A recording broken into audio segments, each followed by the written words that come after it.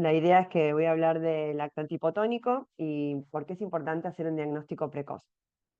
Este es el esquema de la charla. Vamos a hablar un poquito de generalidades, de la orientación diagnóstica. Ustedes saben que esta charla yo se las doy a los residentes y ustedes hay cosas que van a tener, me parecen mucho más claras, así que también si hay cosas que son muy obvias me dicen y las paso. Pero hablar un poco de examen físico, donde hay algunas dudas, muchas veces en cuanto a cuando estamos frente a un paciente hipotónico. Entonces les voy a contar dos casos clínicos para dividir bien y que sea fácil ver las diferencias. Algo muy breve en algoritmos diagnósticos, porque esto es lo que pueden leer cada uno en su casa. Y una breve introducción a la atrofia muscular espinal, solo de la sospecha clínica, no de diagnóstico y tratamiento, que obviamente a mí me encanta, pero es para una charla aparte y es solo como para que lo tengamos en mente y que lo puedan derivar prontamente al neurólogo, porque hacer un diagnóstico precoz de este tipo de enfermedades y otras cambia drásticamente la vida de las familias y de los pacientes, obviamente.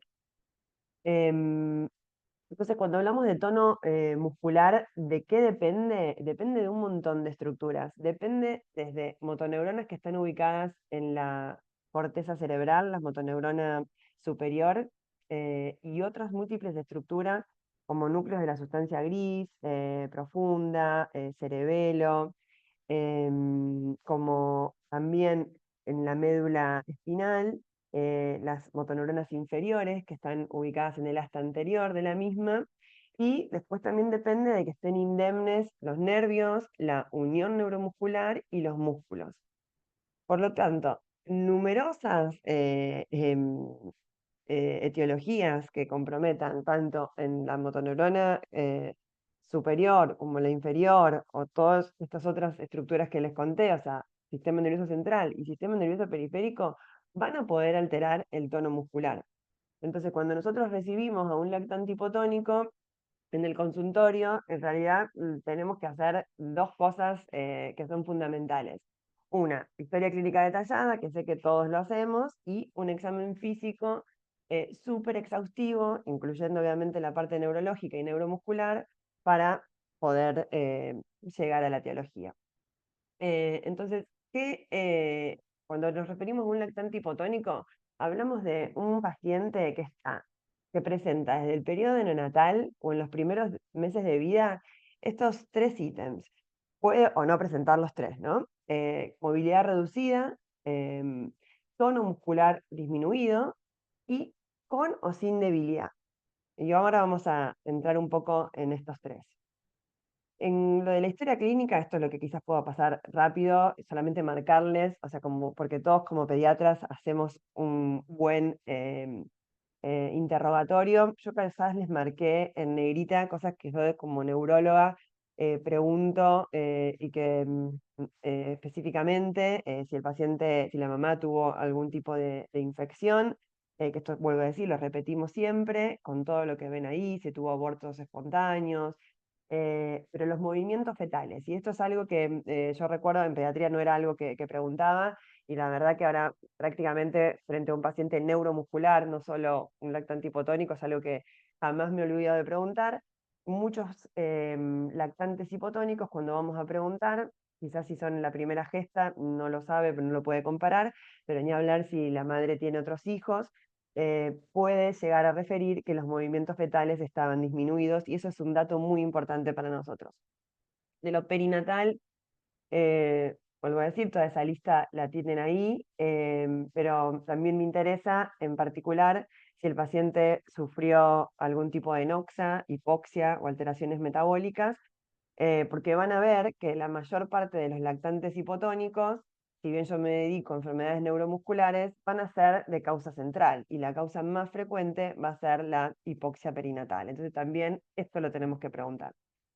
Y antecedentes familiares, obviamente, pregunto en particular si hay antecedentes de patologías neuromusculares, a veces obviamente no saben que es una de este grupo, entonces preguntamos si hay alteración del miocardio, preguntamos si hay consanguinidad, porque muchas de las enfermedades neuromusculares, o la mayoría son de origen genética, y la mayoría son autosómicas recesivas, entonces preguntar por la consanguinidad.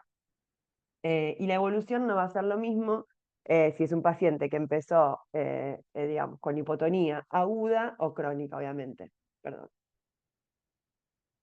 Entonces, cuando hablamos del examen físico, lo primero que hacemos es ver el paciente cuando cruza la puerta del consultorio, ¿no? Y vamos a ver si tiene un fenotipo característico, como en el primero que ven un paciente que es hipotónico y tiene una trisomía del paro 21. En la segunda paciente tiene un Prader-Willi con esos ojitos bien almendrados característicos. Y la tercera foto es un paciente con una mucopolisacaridosis que también tenía hipotonía. Y el cuarto es el clásico paciente con atrofia muscular espinal, que ven ese abdomen globuloso, y es un paciente que además de hipotonía tiene debilidad, no puede levantar la parte proximal del cuerpo, ya sean miembros superiores en cintura pelviana, perdón, cintura escapular, cintura pelviana en miembros inferiores, no los puede elevar contra la gravedad. La actitud espontánea, que también siempre nosotros lo resaltamos y ustedes como pediatras también lo hacen, uno no espera a poner al bebé en la camilla, que quizás ahí empieza a llorar, ya lo vemos desde que entran los brazos de la mamá o el cuidador, cómo se mueve, si mueve los dos semicuerpos de la misma forma, si es un bebé que queda totalmente quieto.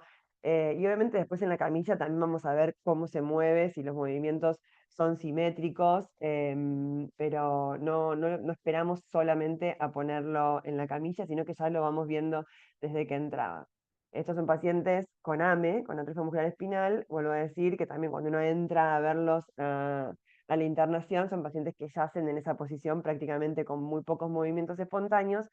Y fíjense, el otro paciente es un paciente con una modulación normal, con un tono flexor del primer trimestre. Y estos otros dos pacientes también estaban dentro del primer trimestre. En cuanto a los pares craneales, nos fijamos en particular frente al lactante hipotónico, cómo succiona, cómo deglute, siempre buscar fasciculaciones linguales, y obviamente nos vamos a dar cuenta si el paciente tiene o no tosis. La interacción social, porque en la mayoría de los pacientes con enfermedades neuromusculares esto es algo que está indemne, a menos que haya sufrido una noxa o que sea una enfermedad genética que también comprometa el sistema nervioso central. En general, los pacientes con enfermedades neuromusculares, siempre hago la aclaración de algo que yo creo que es súper conocido, de un paciente que viene con todas las áreas muy bien, pero en lo motor grueso viene atrasado, siempre tenemos que prender la alarma de que sea una enfermedad neuromuscular, ¿sí? Bien. Y no de un niño vago o palabras que quizás se ponían antes en palabras también de los médicos. Es raro que el paciente esté impecable socialmente, con lenguaje impecable, interacción bárbara y que tenga retrasado lo motor grueso. Pensar en una enfermedad neuromuscular. La piel, lo puse porque en general son pacientes ya no en lactantes, que podemos tener también alteraciones en piel en otras enfermedades neuromusculares. La laxitud ligamentaria es algo que vamos a buscar y acá es donde hago la salvedad entre laxitud y lo que es el tono, porque la laxitud tiene que ver con el grado de movilidad que tienen las articulaciones. En un paciente que partimos de un músculo normal. Entonces, ¿qué le da ese más rango articular cuando hablamos de un paciente hiperlaxo? Es las otras estructuras, además del músculo, que son los ligamentos, las cápsulas, los tendones. Entonces, un paciente es hiperlaxo cuando cede esa articulación sacando el componente del músculo. ¿Y cuándo lo podemos ver? Ante estas maniobras. Un paciente es hiperlaxo entonces cuando se hiperextiende el codo más de 10 grados, cuando puede tocar con el pulgar el antebrazo, cuando puede ir extender, en realidad es el cuarto dedo, a más de 90 grados, cuando también puede hiperextender la rodilla a más de 10 grados, y cuando son más grandes, cuando puede tocar con las palmas de las manos el piso sin flexionar las rodillas. Todo esto tiene un puntaje. Con un puntaje más de 5, el paciente podemos hablar de que es hiperlaxo. Pero acá como un pequeño tip de la hiperlaxitud. Después del trofismo, vamos a ver si el paciente está eutrófico o si el paciente tiene una alteración, por ejemplo, selectiva del trofismo, si tiene una única pierna con hipotrofia, o sea, a eso me refiero de fijarse en el trofismo también, o sea, segmentario. Y los reflejos osteotendinosos, de 0, que no me salen los reflejos, 4/4, que es con todo lo piramidal completo, con clonus, con Babinski, uno eh, espera que estén normales entre 2/4, y cuando ponemos 3/4 decimos que están vivos, pero que no tienen todo lo piramidal florido.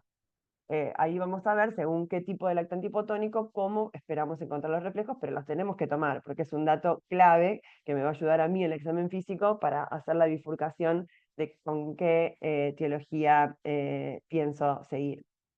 En cuanto a la fuerza muscular, vuelvo a lo que les dije antes, porque en los pacientes lactantes nos encantaría hacer la escala Medical Research Council, que es esta que va de 0 a 5, 5 fuerza normal, pero uno le va a pedir un lactante que tenga la fuerza equivalente al adulto.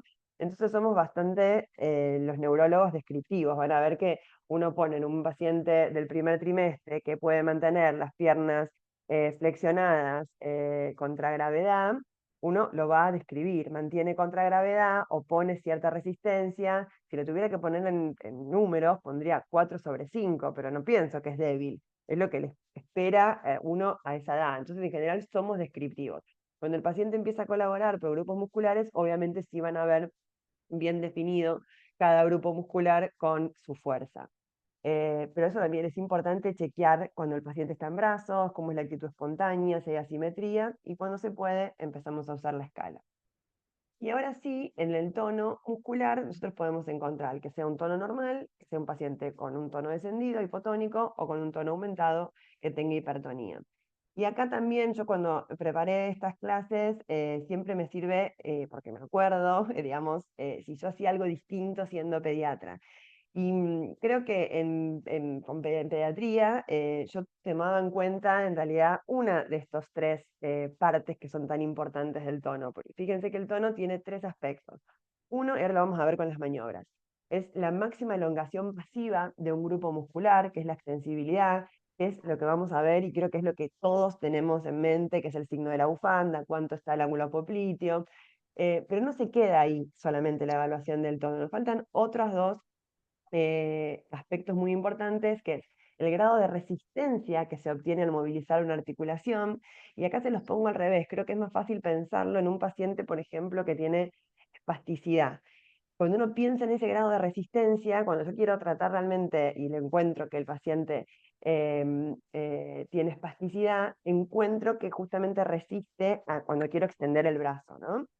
Em, y si lo pensamos al revés, cuando un paciente tiene hipotonía y ahora traten de extender el brazo, van a fijarse que no opone ningún tipo o muy poco de resistencia a ese movimiento que yo le hago, que no es lo mismo que la extensibilidad, ¿se entiende? Y la consistencia del músculo es vital. Y yo también siempre le digo a los residentes que hay que empezar a palpar, si es que no lo estaban haciendo, músculos de niños que vienen a control de salud sanos, para cuando tengamos a pacientes con hipotonía, palparlos. Y se van a dar cuenta que la consistencia de ese músculo es totalmente diferente. Y es muy blandito, es, bueno, de hipotonía, obviamente.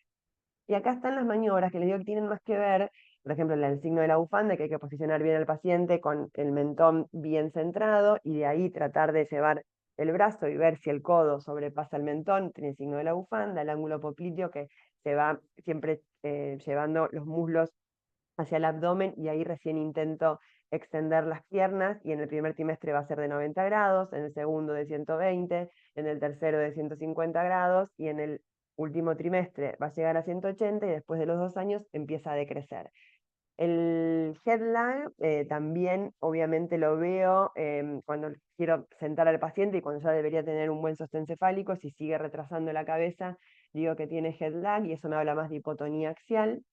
Y las maniobras que ahora vamos a ver en un video de la suspensión ventral y dorsal, acá ven lo que yo les decía de esto de que no ponen ningún tipo de resistencia al movimiento que yo le estoy eh, mostrando, digamos, al bebé, se deja caer y no pone ningún tipo de resistencia. Y la suspensión vertical es el que sentimos que se nos ocurre entre las manos con el bajo tono. Y las artrogriposis también hay que buscar, o sea, las articulaciones, fijarnos si tiene un paciente artrogriposis. ¿Esto qué quiere decir? Si un paciente nace también con artrogriposis y es hipotónico, y en general le vamos a preguntar a la mamá, lo más probable es que haya tenido pocos movimientos intraútero y podría llegar a ser una de las causas. Y la columna, no en lactantes, o sea, no es lo más común, lo hemos visto, pero también ir a buscar la desviación de la misma, o sea, la escoliosis. Entonces, arranco con el primer caso clínico. Es una bebé de 10 meses que la derivan por el pediatra por retraso madurativo a predominio del área motora gruesa. Como antecedentes perinatológicos, nacida a término, primera gesta, todo bien, el Apgar bien, pero surge una vez que nace la dificultad para la alimentación en el periodo neonatal y tiene que estar internada en neo por 20 días con requerimiento de sonda nasogástrica.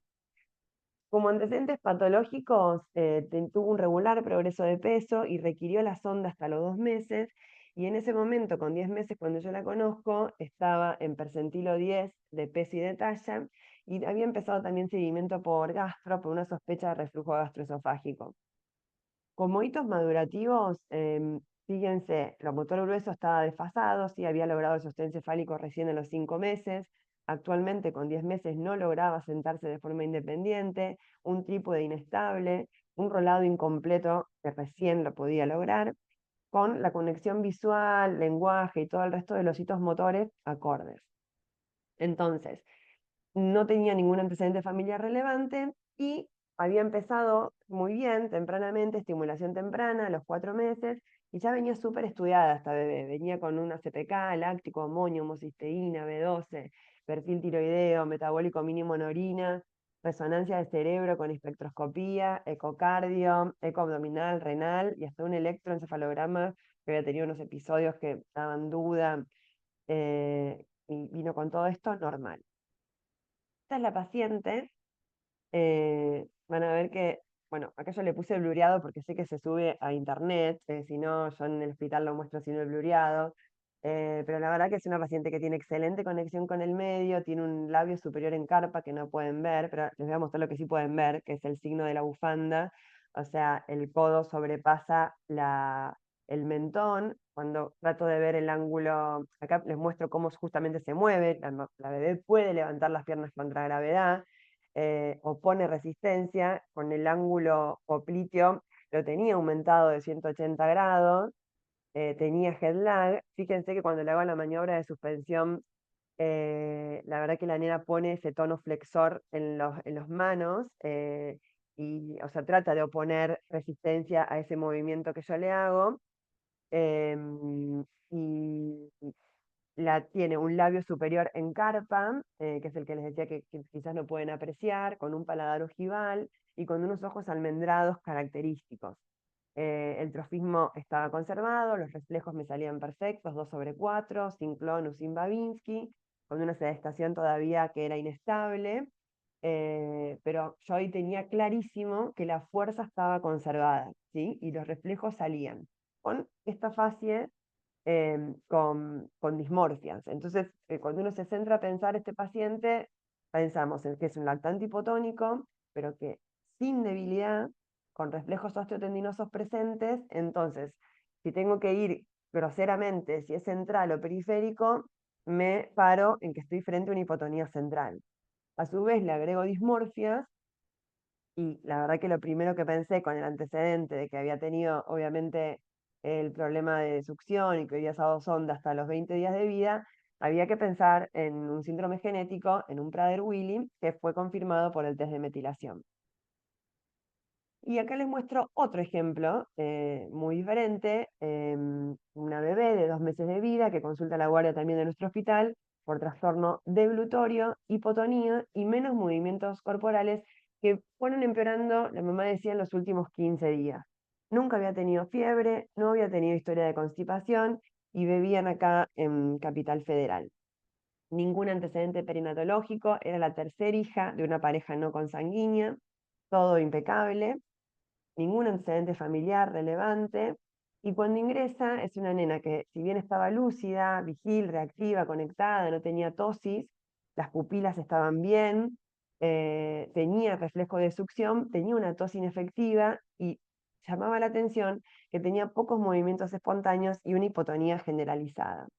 La llevan a UTIM para control clínico, se sospecha botulismo, con un monitoreo continuo, constatan una frecuencia respiratoria elevada, pero todo el resto de los parámetros estaban normales, suspenden la vía oral, colocan sonda nasogástrica, realizan tomografía de cerebro, laboratorio completo, con medio interno, amonio, láctico, CPK, valoración cardiológica, todo normal, y toman muestra de materia fecal para Clostridium botulinum. Y nos solicitan la consulta con nosotros. Acá van a ver, es una nena completamente diferente. Es una nena que tenía desde siempre una excelente conexión con el medio, nunca la perdió, fasciculaciones linguales, un llanto débil, un trastorno deglutorio. Y acá ven que es una paciente que esa respiración se la tienen que grabar, si es que no la han visto en un paciente con ese tórax acampanado, con esa respiración tan abdominal, paradojal. La paciente ven que puede movilizar prácticamente sus miembros a nivel distal, ¿sí? No puede elevar contra gravedad la cintura escapular ni la cintura pelviana y tiene mínimos movimientos de flexo-extensión en pies y sobre el plano, que es un 2 sobre 5, a este nivel de antebrazo. Como ya les había dicho, es una nena súper conectada, que fijaba y seguía con la mirada, salvo las fasciculaciones linguales y el requerimiento de sonda, el resto de los pares estaba impecable, y acá van a empezar a ver lo de las maniobras. Acá ven cómo cae, no ofrece ningún tipo de resistencia al movimiento, o sea, se deja caer, no puede mantener las las piernas en cenit. Obviamente tiene signo de la bufanda bilateral, un ángulo popliteo aumentado, pero lo importantísimo de esta paciente es que en una paciente hipotónica, que era débil, con ese tórax acampanado tan característico y esa respiración abdominal, tenía arreflexia generalizada. No tenía tosis, como recuerdan que les dije, el resto de los pares estaba bien. Ese head lag que era muy importante. eh, Acá igual se tenía 3 meses en el momento del video, porque quedó internado. Miren la suspensión vertical. Esto es literal, como dice la maniobra, que uno siente que se escurre entre los brazos. Y miren la maniobra de suspensión ventral y dorsal, cómo se deja caer y cuelga. Esto literalmente es por el tono tan bajo que la paciente tiene. Entonces, con rota ausentes, debilidad a predominio de cinturas y a predominio de cintura pelviana, tórax acampanado, esa respiración abdominal y la reflexia generalizada y las fasciculaciones linguales, una de las ideas de esta charla, porque es donde nosotros realmente podemos cambiar la vida con un diagnóstico precoz, es pensar en esta patología, y estamos frente a una hipotonía periférica, ¿sí? Porque el paciente tiene debilidad y tiene reflejos ausentes. Esto es un paciente típico con alteración, decimos topográficamente en dónde estamos, a nivel de la motoneurona inferior, porque la sospecha es altísima de atrofia muscular espinal tipo 1, que es la más severa.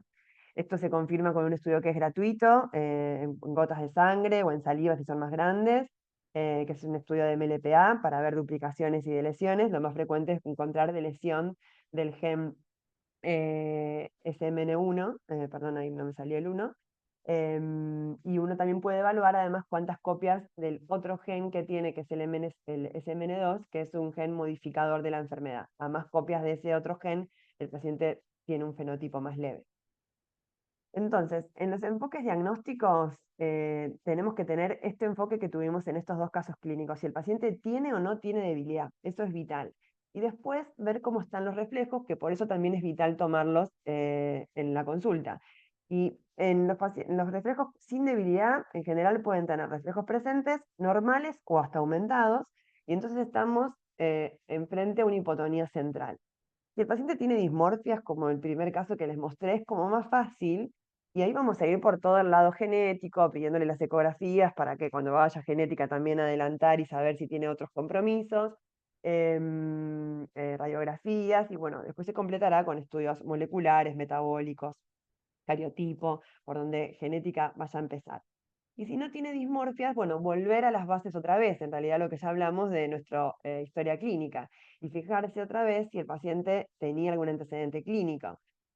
Lo que nosotros más frecuentemente vamos a pesquisar y encontramos es que hay síntomas y signos asociados de que el paciente tuvo alguna noxa perinatal, ¿sí? Ya sea hipoxia, Barrel Apgar, si tuvo convulsiones, si tuvo alteraciones metabólicas, y bueno, y según lo que encontremos, iremos primero con una ecografía cerebral, tomografía, resonancia de cerebro, electroencefalograma si tuvo crisis.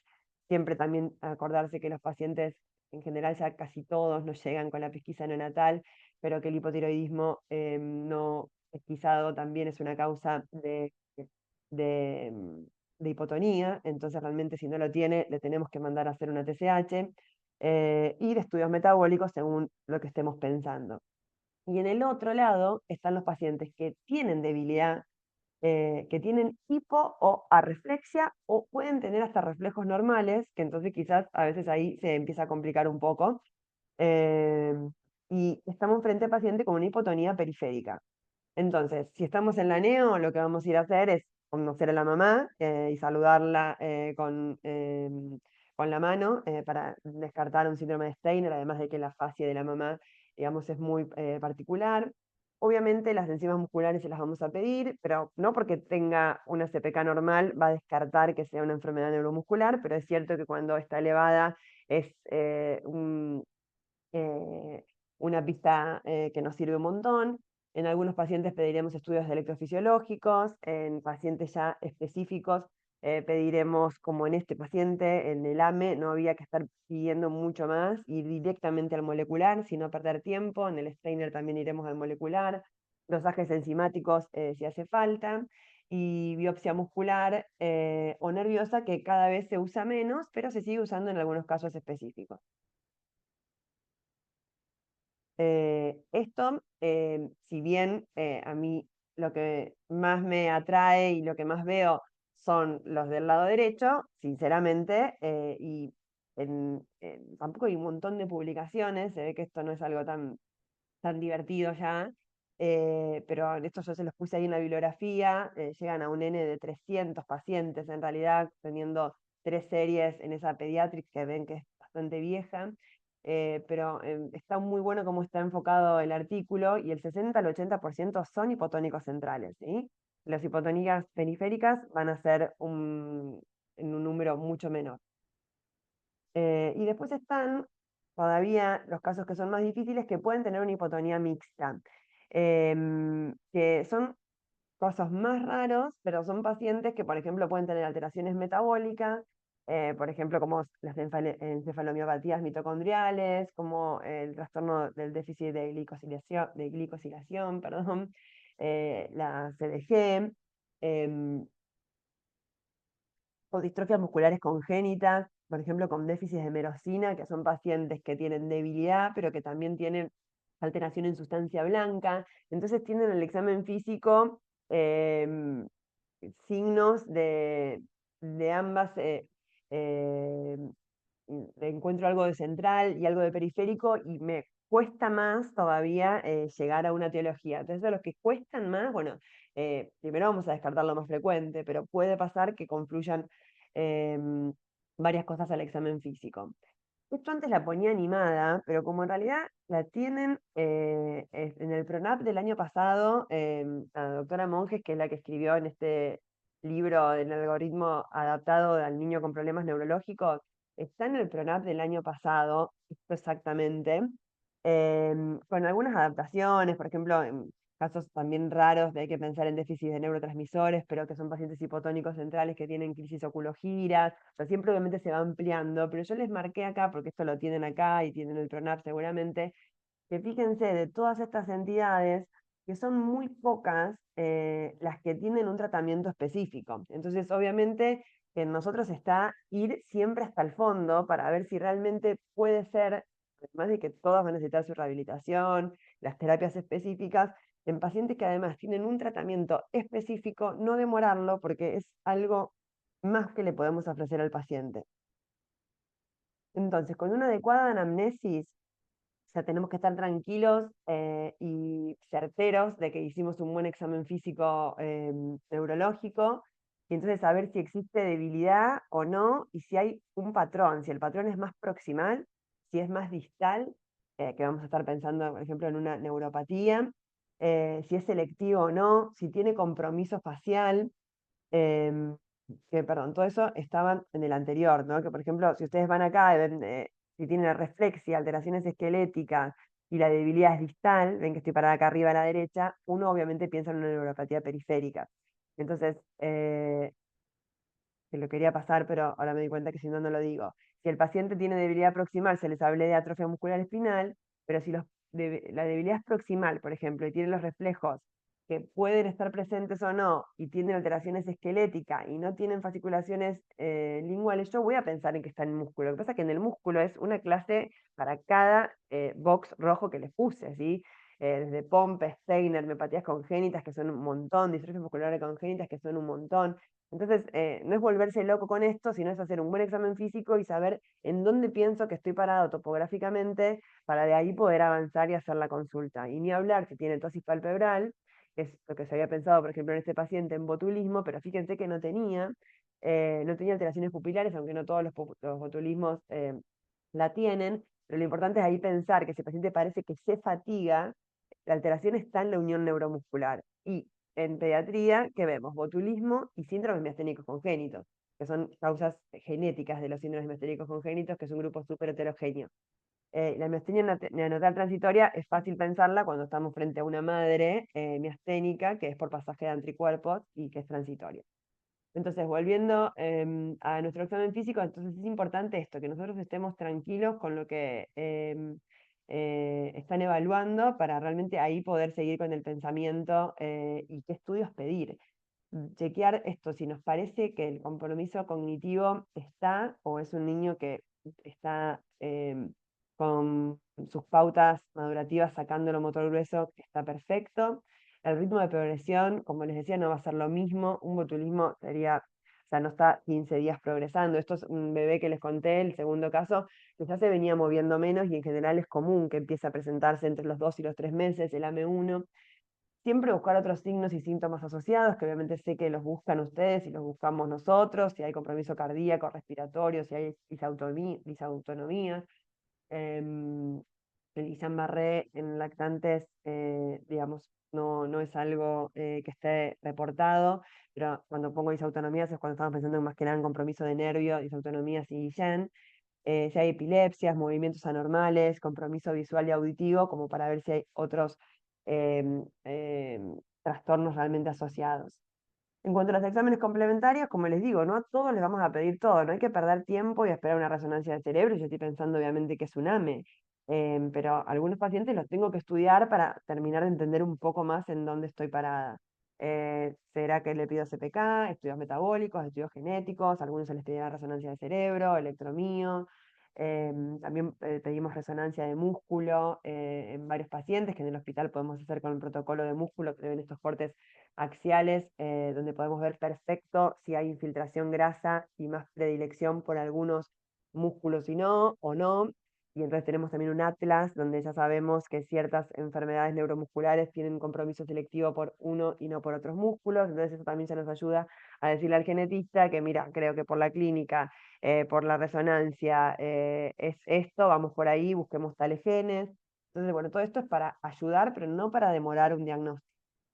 En algunos casos, como les dije, la biopsia muscular, y con todo esto, que obviamente sé que no es fácil, y más en nuestro medio, pero logramos tener una primera impresión diagnóstica. Ahí, fíjense, por ejemplo, hay un paciente hipotónico, pero tenía un vermis, o sea, tenía una atrofia cerebelosa y a predominio vermiano impresionante. Entonces también va a ser un paciente lactante hipotónico, como dijimos, pero de compromiso, por compromiso del sistema nervioso central.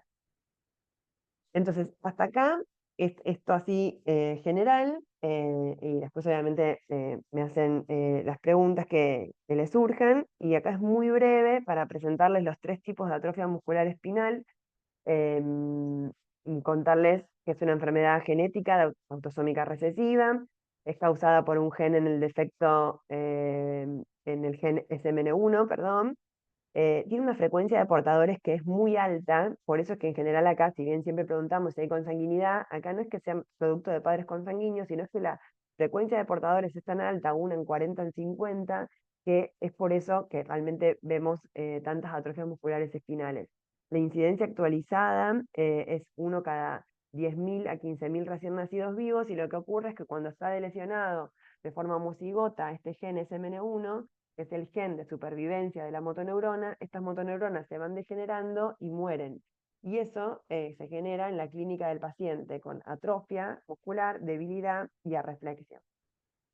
Se dividen en 4 tipos, en general yo le dije que íbamos a hablar de 3, porque el cuarto es en el adulto y el 0 es súper severo y en general mueren intraútero o mueren a los días de nacer. Y los que nos vamos a centrar es el 1 y el 2 y el 3, que se clasifican según el máximo logro motor alcanzado. Esto es algo igual dinámico ahora de que existen terapias modificadoras. Los pacientes pueden ser un AME1 o AME1 por genética, y se puso un tratamiento modificador a tiempo, y es un AME1 que está caminando, ¿sí? Pero eh, yendo, digamos, a algo básico, la edad de inicio del AME1 se presenta antes de los 6 meses, y el máximo logro motor que alcanzaba era el sostén cefálico, si es que lo alcanzaba, y después lo perdía sin ningún tipo de tratamiento modificador y moría antes de los 2 años por causa respiratoria.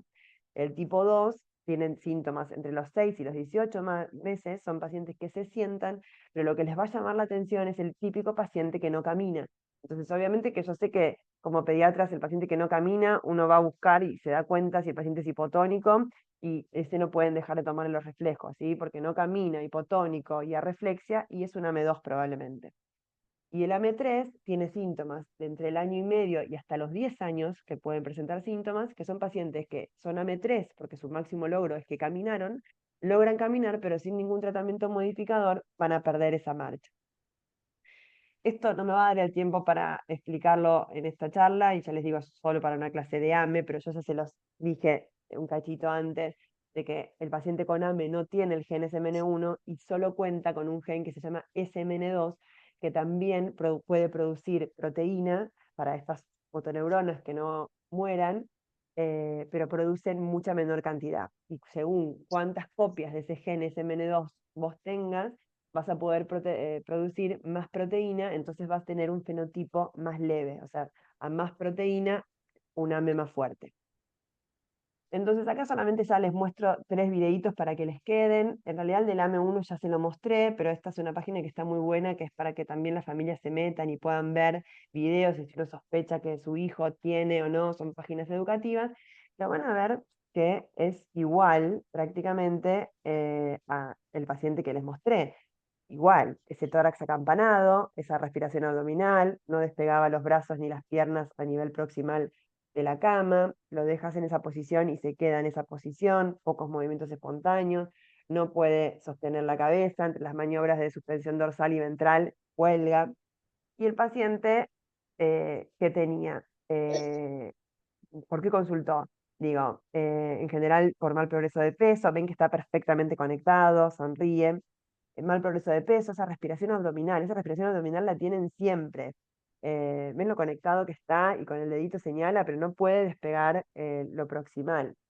Esa respiración abdominal no empieza de un día para el otro. El paciente está sin moco, sin fiebre y respira así. Y eso es porque lo que tiene es debilidad de los intercostales, y por eso es que tiene ese tórax tan acampanado. Su músculo fuerte es el diafragma. Es por eso que estos pacientes consultan a una guardia por una intercurrencia respiratoria, y muchas veces son las mamás que le explican a los médicos de que no lo pongan en decúbito, que lo dejen acostado, porque ahí acostado el diafragma es donde trabaja mejor. Ese es el AME1, ¿sí? Entonces tenía hipotonía, debilidad proximal y arreflexia, y las fasciculaciones linguales, además del tórax y la respiración abdominal. Este es un paciente AME2, que este sí lo encontré en internet, así que les puse un paciente del hospital. Acuérdense que el máximo logro motor del AME2 es sentarse. Este paciente llegó casi con 5 años a la consulta y se movilizaba así. No sé, no pudo caminar nunca, tiene un signo de Bowers asistido, porque no es que puede levantarse solo, y eso lo tiene por la debilidad franca proximal a predominio de miembros inferiores, y tenía arreflexia, obviamente, atrofia, y esta debilidad clara más en miembros inferiores que en miembros superiores. También consultan por lo mismo, en general pueden tener mal progreso de peso, pueden tener una respiración abdominal, pero no como el AM1, pero el gran punto es que no camina. Eso es por lo que les van a consultar a ustedes. Y este es un paciente AM3, este también es el de la página. eh, Van a ver, camina muy bien, o sea, muy rápido, bascula la pelvis porque tiene debilidad de cintura, pero van a ver cómo tiene un gower que se sube súper rápido, se autoescala, ¿sí? Pero sigue con su marcha. ¿Por qué van a consultar ellos? Porque se caen frecuentemente, porque no se pueden o les cuesta levantarse del piso, o lo hacen con esta maniobra de Bowers, tienen esta marcha de basculante o de pato, y lo que también al examen físico, otra vez lo mismo, ¿sí? Es debilidad a predominio de cinturas y de miembros inferiores, arreflexia, la marcha basculante la van a tener, el signo de Bowers también, y lo que es súper importante, tienen este temblor distal, el AM3 tiene temblor distal, o sea, realmente vayan a buscarlo y no hay que hacer ningún estudio más si es que viene con una odisea diagnóstica de venir consultando un montón de tiempo, no le encuentran los reflejos. Tiene todo lo que dijimos del examen físico y estos temblores es una M3. Y este es el paciente en el hospital. Ven que la marcha es mucho más basculante que es de este paciente, tiene una hiperlordosis muy marcada por la debilidad que tiene. Y a su vez ven que se dividen en AM3, A y B según el inicio, porque eso habla del pronóstico a largo plazo. Contarles en las últimas diapos un poquito lo que hacemos en el hospital. Si bien empezamos tarde, así capaz tienen unos minutos para hacerme preguntas porque todos se deben querer ir. Pero es muy difícil ver a estos pacientes. Obviamente creo que es imposible en realidad verlos solos en el consultorio porque estaríamos con un paciente toda la mañana viendo todos sus aspectos. Esto ya está súper estandarizado de cómo hay que seguirlos de forma interdisciplinaria. Empezamos con las primeras reuniones por Zoom porque era pandemia, con todos los que tenían ganas de participar del equipo. El lugar que elegimos por la comodidad, por los box, que pueden estar ahí toda la mañana y ahí todos los médicos, que somos más de 10 especialidades que los vamos a ver, es en el pabellón de kinesiología, en el pabellón Tamini. Empezamos a hacer un martes por mes, después 2 martes por mes, ahora estamos hace ya 1 año y medio o 2 todos los martes, y necesitaríamos más días, pero obviamente no nos podemos todavía acomodar todos los especialistas para tener más de un día en la semana para pacientes neuromusculares, porque tenemos un montón de otros compromisos en el hospital, pero ahí tienen todos los especialistas que van, y realmente es súper rico porque estamos ahí toda la mañana y podemos hablar entre nosotros, ver qué es lo prioritario para hacer en el corto plazo y qué es lo que tenemos que programar, obviamente, para más adelante, pero lo tenemos ahí y podemos charlar entre nosotros. Y desde fines del 2021, Paliativos con la psicóloga de su equipo también empezó a hacer reuniones para padres cada 3 meses que lo hacen en el segundo piso y en el de la unidad 4. También está, me parece buenísimo porque estos padres tienen un grupo al cual pertenecen, no solo de WhatsApp, ¿se entiende? Y la verdad que nos cuentan que a muchos les sirve un montón, ya sea a veces de insumos o medicamentos, o bueno, saben que hay otros que están en la misma que ellos, son parecidas. Nosotros en este tipo de valoraciones que las hacemos cada 6 meses que vayan al Tamini, tenemos más de 70 pacientes, en su mayoría son AME y Duchenne. Obviamente pacientes neuromusculares hay muchísimos más, pero como les dije, o sea, van los prioritarios a hacer esta vuelta del pabellón Tamini con este tipo de abordaje. Ojalá que podamos el día de mañana poner a todos los pacientes, pero hoy por un tema de cupos no podemos tener a todos los pacientes en esta rueda. Como mensaje final, no es alentador, pero le quiero decir que poner lactante hipotónico y no significa tener un diagnóstico, porque si uno en OMIM pone lactante hipotónico, hay más de 2.300 entradas que contienen hipotonía como signo clínico. Yo a veces, cuando hablamos con los residentes, es verdad que estoy exagerada, pero bueno, es como poner prácticamente el color de ojos. Sé que no es tanto como poner el color de ojos, pero realmente con poner hipotonía, de verdad, no podemos, no vamos a llegar a un diagnóstico. Es algo muy grosero. Entonces, por lo menos siempre decir, bueno, hipotonía central o periférica y no dudar, o si hay duda, siempre lo podemos ver juntos. Y de ahí empezamos a juntar todo lo otro que dijimos. Bueno, tiene dismorfia, no tiene dismorfias, y vemos para dónde vamos. Esto ya sé que lo tienen claro, pero siempre lo hablamos en las clases y por eso vuelvo a hacer la salvedad y hablamos de la laxitud, que obviamente no es lo mismo que el tono, y ni que hablar de la fuerza, pero que la aproximación inicial, y creo que realmente esto es algo súper fuerte que tenemos nosotros en el hospital, que con una excelente formación, con un buen interrogatorio y con un excelente examen físico minucioso, nos puede faltar algo y ahí podemos consultar con otra persona, pero realmente solo con eso, no estoy hablando de exámenes complementarios, lo que dicen esta serie de casos es que se puede llegar hasta en el 85% del diagnóstico, de la sospecha de diagnóstico. Obvio que lo voy a tener que confirmar, pero miren lo importante que es tener estas buenas herramientas para poder encaminar bien al paciente. Y la atrofia muscular espinal, o AME, está dentro de las EPOF, que son estas enfermedades poco frecuentes. Y yo, ¿por qué siempre lo charlo en lactante hipotónico? Porque realmente, yo se los dije, creo que 2 veces o 3 en esta clase, pero realmente desde hace años existen terapias modificadoras de la enfermedad. Cuando yo hice la residencia en neurología, a los pacientes hace no sé, no mucho más de 10 años, teníamos que sentarnos con la familia y prácticamente la charla era, bueno, si tenía una intercorrencia respiratoria, qué íbamos a hacer, si iba a entrar a terapia o no iba a entrar a terapia. Y ahora tenemos 3 terapias modificadoras y esto está pasando adelante nuestro. Entonces yo sé que a mí me encanta el campo de neuromuscular, pero realmente a veces creo que no se termina de dimensionar lo que le puede haber cambiado, lo que le cambió la vida a este tipo de pacientes y que por eso no se nos puede pasar, porque si llegan tarde no tienen el mismo outcome. Em, y ya se los dije a esto, que entonces por eso es importante sospecharlo y mandarlos a neuro de forma precoz. Ahí les dejo mi mail, igual si tienen alguna duda, pero si tienen ganas y me quieren hacer una por acá, no hay problema. Excelente, Gabriela. Muchas gracias. Clarísima. Eh, abrimos el espacio para preguntas, comentarios. Si alguien quiere comentar algo, preguntar algo.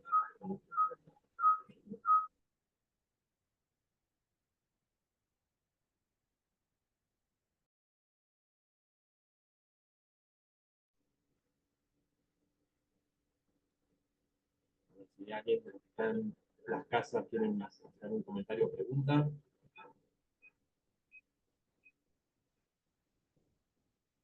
Los dejé a todos muy aburridos o muy claras. Fui. Estuvo muy bien, muy completa, con la boca abierta y sin poder hablar. Hipotónico, dicen por acá. Acá Melina pregunta cuáles son las terapias modificadoras. Las terapias modificadoras son 3 actualmente. La que más vemos en el hospital, que es el nusinersen, que es intratecal, que es el primero que se aprobó. Y después hay una terapia bioral, que es diaria, vía oral en solución, y se acaba de aprobar en tableta. Los pacientes tenían que llevarse una heladerita siempre con la solución, porque tenía que mantener la cadena de frío.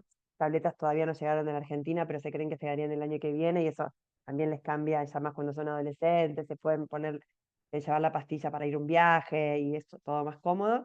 Y después la terapia génica, que estamos ahí en últimos trámites en el hospital para ser centro de infusión de terapia génica, para AME, que también son para pacientes más acotados, eso sí tienen que ser pacientes detectados de forma muy precoz, pero tenemos estas 3 terapias. La preguntan para el Steiner también. Sí, Tiene un papá porque con ahora estoy... diagnóstico, Ah, neuropotónico, sí, las no, porque es terapias. autosómica dominante, sí, puede ser por parte de padre o padre de madre. Yo, perdón, hice ahí la salvedad de la mamá, porque en general cuando nos cuentan un paciente hipotónico que está en ventilación en la neo y uno piensa en Steiner, en general cuando hay tanta anticipación es por vía materna. Entonces por eso es que uno dice en la neo tenés que ir a conocer a la madre y saludar a la madre. No va a ser un Steiner neonatal si el enfermo es el padre, ¿sí? En general es la madre cuando estamos en la neo, por eso marqué a la madre, pero obviamente si conocemos a los dos. Yo me refería a la neo, quise hacer esa salvedad.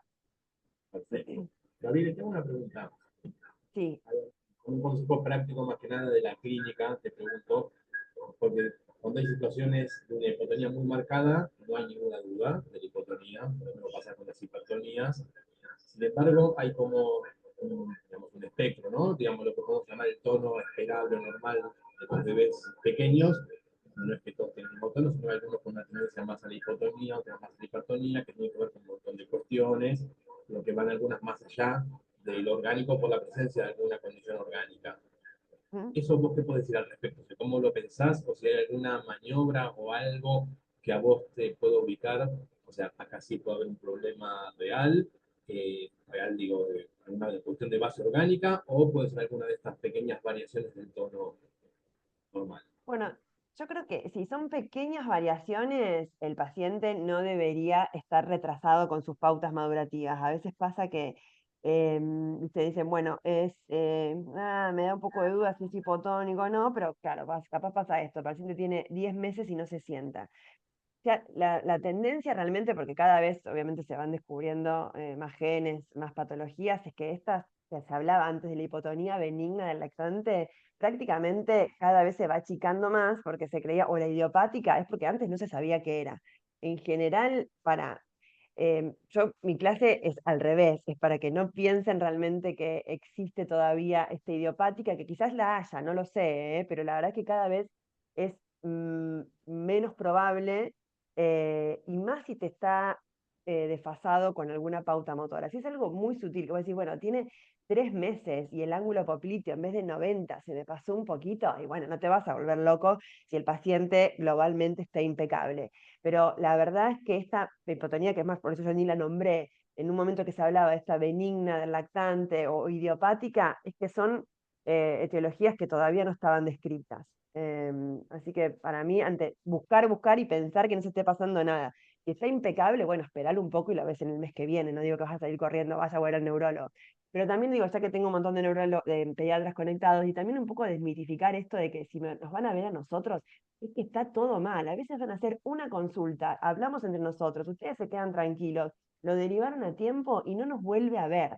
A veces pasa eso, es como que el paciente y la familia, más que nada, piensa que cuando me pasa más en privado, que si vienen a un neurólogo, prácticamente tiene una enfermedad neurodegenerativa 99%. Y eso está en nosotros, en también esto, desmitificar un poco. Te va a ir a ver una colega, si está todo ok, no vuelves más. Perfecto, buenísimo, muy clara. Gracias. ¿Alguien más? Bueno, ¿Alguna pregunta?